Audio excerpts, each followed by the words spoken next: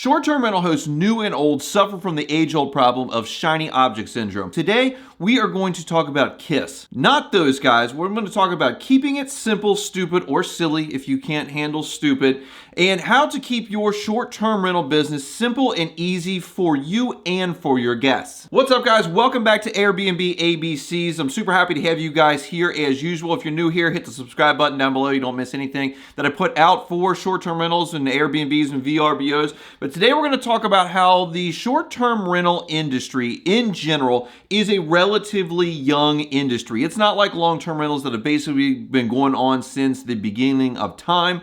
Short-term rentals, in the way that we think of them now, in the modern age of VRBO, in the Airbnb age, in the internet age, where you're not getting a catalog from a management company trying to pick out the cabin or beach house that you're going to go to, that is a relatively new era of short-term rentals. And with that comes all of the other things that go along with any new industry, all the gadgets, all the tech, all the stuff that people and companies want to sell you. So right now, companies from Hospitable to OwnerRez to Guesty, Schleg, all these companies that we typically do business with and use their products are trying to put out anything else that they can get you to subscribe to, that they can get you to purchase in order to see what sticks to, get your money. That is the end game on this, to either get your money for that service or to just offer something new for you to sign up for their product versus the competition. And first up on my list of shiny objects that people glommed onto immediately after it came out, and it was a thing that you absolutely have to do,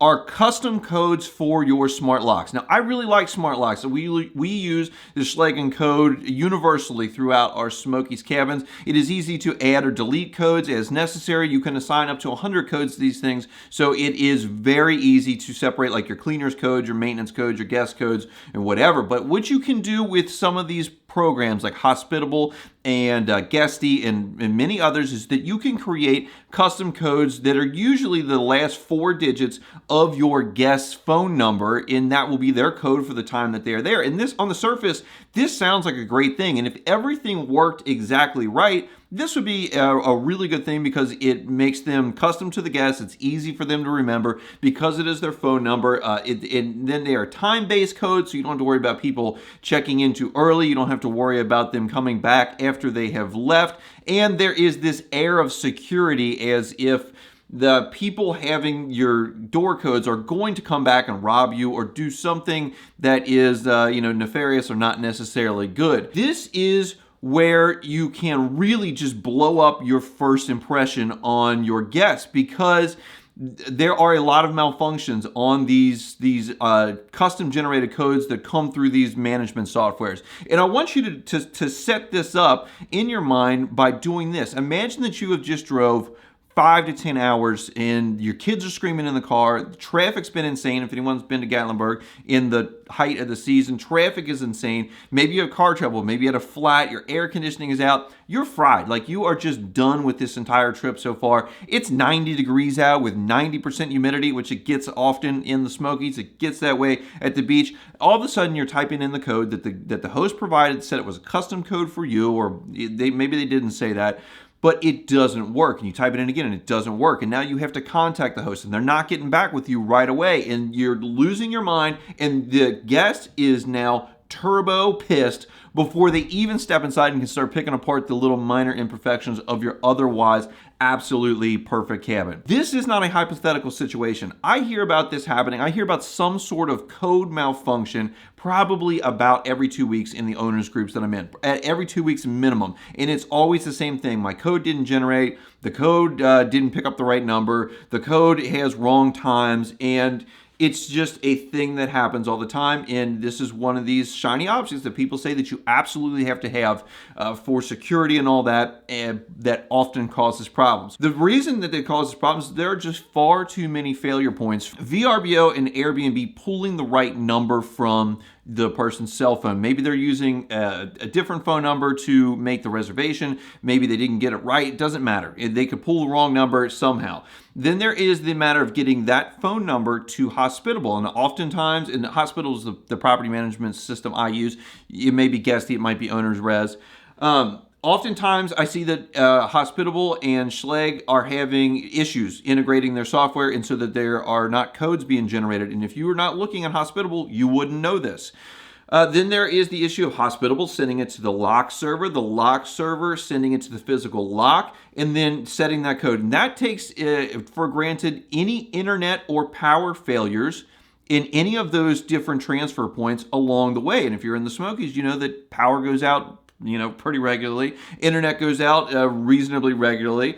And there are then internal problems with any of these stops. There could be a problem at VRBO, Hospitable, Schlage, in the physical lock itself, or anywhere in between there. If you use one code, which is what I do, you eliminate this entire thing. If you use one code for all of your guests for either one property or throughout all of your properties, because it's not like people are going to probably go searching for other properties to break into them, you completely eliminate all of these failure points. None of this stuff can happen. And the biggest one that I come up with, the argument against this, is that, well, it's not secure. It can't be secure. Security is a myth that people really need to kind of get out of their heads. It's sold by these lock companies, but if you have these cabins or these beach houses, they probably have large windows around them. They probably also have rocks or other heavy things around them that people who want to get in will be able to get in. In my W-2, I am professionally endorsed by the government to know how to break into homes in order to get to people. It is really not hard to break into any home. Locks on the windows are held in by half-inch screws. A lot of these newer construction sided houses you could just punch through all the way to the inside. So security is a myth. But if you really want to be secure with this, you can change the codes maybe quarterly, monthly, whatever you want to set up on. But just remember that having one code is not something that is been out of fashion for any period of time. Just a short few years ago, before the widespread integration of these smart locks, you used to have to go get a key. Keys were easily copied, and they were probably never changed out before. So number one that will really ruin your guest experience right away from when they get to your cabin is the custom generation of smart lock codes. The next big shiny object that I see that people are just adamant about having is rental agreements. And this is often touted as a kind of a bulletproof way to keep your guests in line. It may offer some protection legally, but the problem is that in order for you to enforce that protection, you're going to probably have to take somebody to court, probably have to then come up with some sort of collection. And so all it really does, in my opinion, is add a layer and a stumbling block to folks being able to book your place, and is kind of a major pain in the butt for guests and hosts as far as you having to hound them having to figure out how to use whatever signing software that you're using, make sure it goes back and forth. And, again, this is another thing where I see folks having problems with rental agreements on a every 2 weeks or more basis. And what I like to do is I like to make my places as easily bookable as possible so that I can get that revenue coming in. People can book my place without issue. And it seems like some people just want to do the opposite and put as many stumbling blocks as possible in between people and your place to rent. Now, my opinion is that this is a carryover from long-term rentals where tenant-landlord laws apply and there is no third party, because a lot of times people are renting directly from you, the landlord, and there is no Airbnb or VRBO that has their own set of rules. Short-term rental guests do not have any rights as far as tenancy goes. You can really boot them at any time, really for any reason. That may have very negative consequences for you and your short-term rental business, such as getting negative reviews, being booted from the platform if you just boot someone for no reason whatsoever.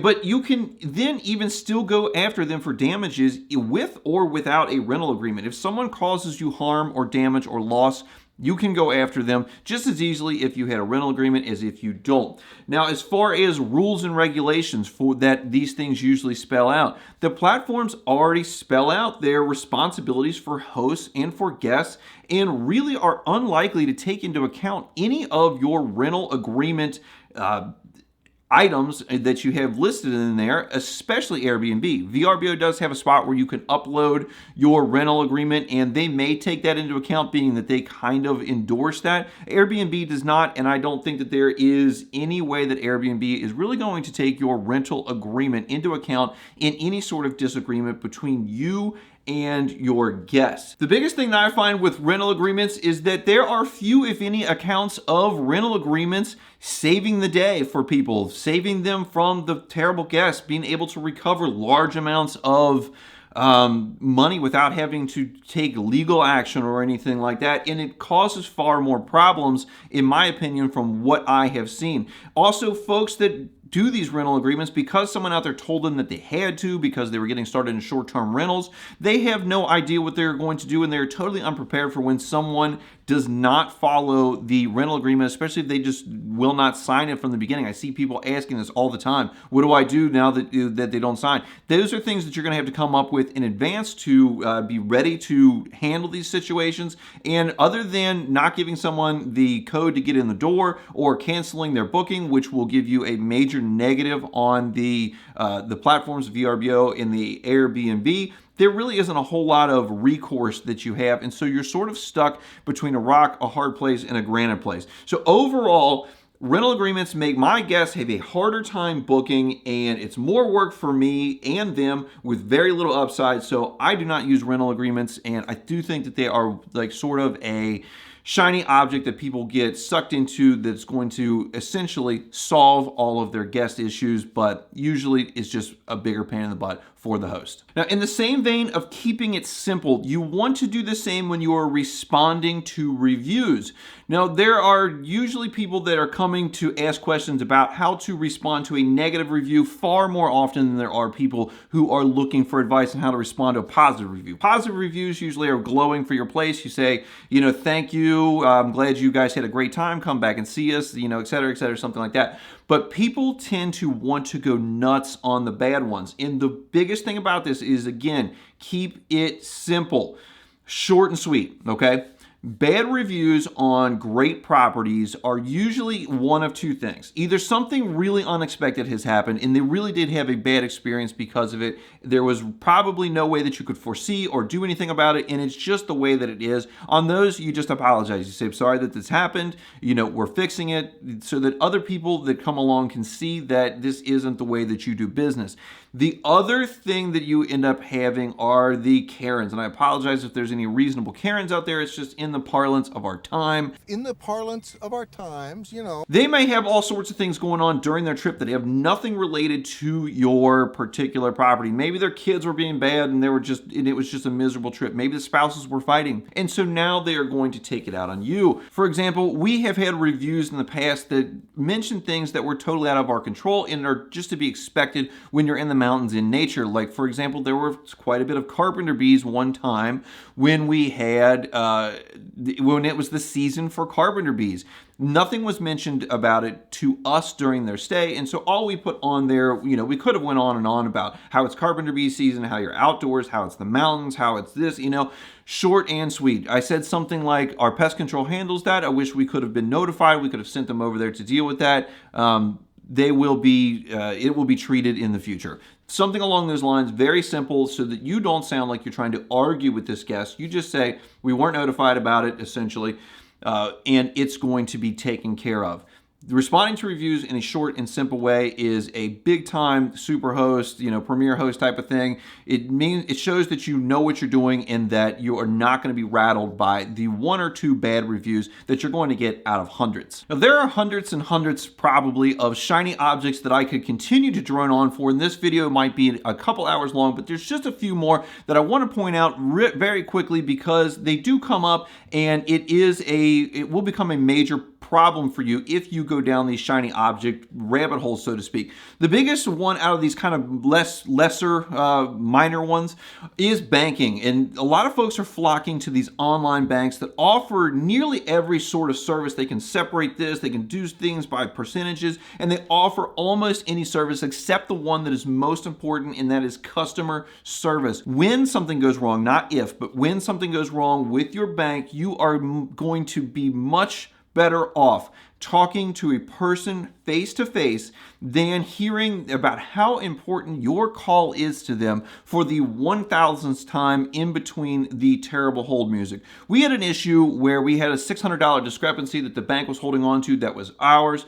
I was able to go down to my local bank, which was really literally like 3 blocks away. I was able to speak to somebody in person. I could see that they were frustrated themselves with the higher ups in their bank trying to get this very simple and obvious discrepancy rectified. And that went a long way to allaying my fears that we just weren't going to get the money, or the fact that you didn't get the old, we're going to escalate this ticket. You'll get an email back from us in 6 to 8 weeks, and then you don't, and then you have to call back and play the whole game all over again. It's much better to be able to speak in person. There's payment plans that come up, especially with VRBO, and now you can use Klarna on Airbnb as far as how many payments people can make. You can do like 1 or 2 or 3. In my opinion, always just do one. If people want to finance their vacation, they're free to use a credit card, and you are not their credit company. You are their host that is going to provide you the space. That is my opinion on the payment thing. You can buy all sorts of noise monitors, cameras, monitors of all sorts for water flow and whatever. In my opinion, just get one camera, put it towards the face of the building so that you can inspect the building if there is any type of bad weather, natural disaster, something that like a fight that you need to catch on camera outside. Other than that, all the noise monitors, water monitors, all of those things, only get those if you are going to if you end up having a problem down the road where you think that will mitigate that problem long term. All those things are going to do is just give you another thing for you to look at, for you to worry about. Is this guest being at 85 decibels? Are they at 86 decibels? Are they at 90? Did it peak at 100 when somebody slammed the door or something like that? Going to drive you crazy and are not things that you are going to need in order to get your short-term rental business off the ground, and probably not even for long-term. I've been doing this now a few years. I have 3 properties. I have never once had the desire to install a water monitor or a noise monitor or any more than the one camera that I have facing the buildings, just so that I can see what's going on with them in the event of something happening at the cabin. So guys, click on these videos that are on the screen right now. They're going to tell you all about the short-term rentals that we buy. There's a playlist for tours of all the short-term rentals that we own, how we manage these things from afar, and all the trials and tribulations of running a short-term rental Airbnb VRBO business. If you haven't yet, subscribe down below. If you liked this video, you thought that it gave you some good ideas, had some good content in it, hit that like button for me. And I appreciate y'all watching, and I'll see you in the next one.